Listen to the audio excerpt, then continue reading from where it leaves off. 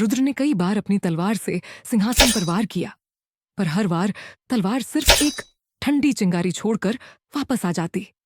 सिंहासन ज्यों का त्यों था, जैसे उस पर की गई किसी भी कोशिश का कोई असर ही ना हो।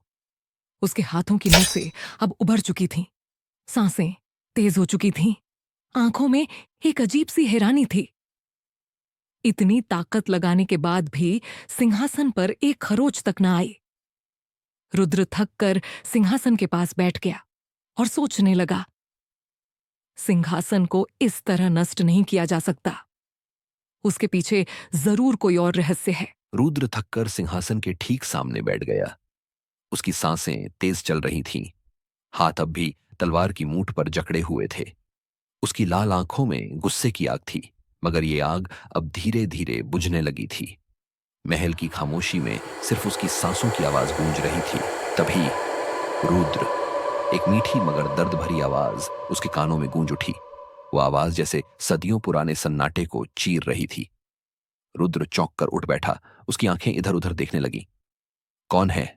आवाज फिर गूंजी, धीमी, सुरीली, मगर उसमें छुपा था अनगिनत दर्द का भार। तुम्हारी तलवार इस श्राप को नहीं तोड़ सकती। इस श्राप को तोड़ने के लिए तुम्हें उसके दर्द को महसूस करना होगा। रुद्र ने झटके से सिर घुमाया। आवाज सिंहासन के पीछे से आ रही थी। धुंध में लिपटी एक परछाई अब धीरे धीरे नजर आने लगी। वो एक स्त्री की आकृति थी, सफेद लिबास में लिपटी, बिखरे बाल, चेहरा आधा छुपा हुआ। धीरे धीरे रुद्र की ओर बढ़ने लगी। उसके कदमों की आवाज महल की टूटी हुई जमीन पर गूंजने लगी। मैं वही हूं जिसे सदियों पहले इस श्राप ने निगल लिया था। रुद्र की आंखें चौड़ी हो गईं। उसके दिल की धड़कन तेज होने लगी। महारानी रत्नावली। आकृति ने अपना चेहरा उठाया। उसकी सफेद आंखों में सदियों का दुख भरा हुआ था। एक ऐसी आत्मा जो ना पूरी तरह मरी थी, ना पूरी तरह जीवित।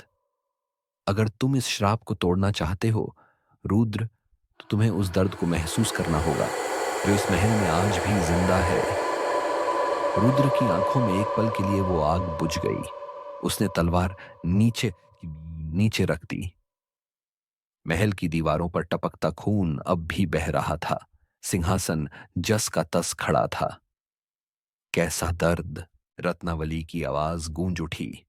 वो दर्द जो मैंने इस सिंहासन पर बैठकर सहा था, जो हर आत्मा ने इस महल में झेला था, जब राजा के श्राप ने इस पूरे राज्य को मौत के अंधेरे में डुबो दिया था।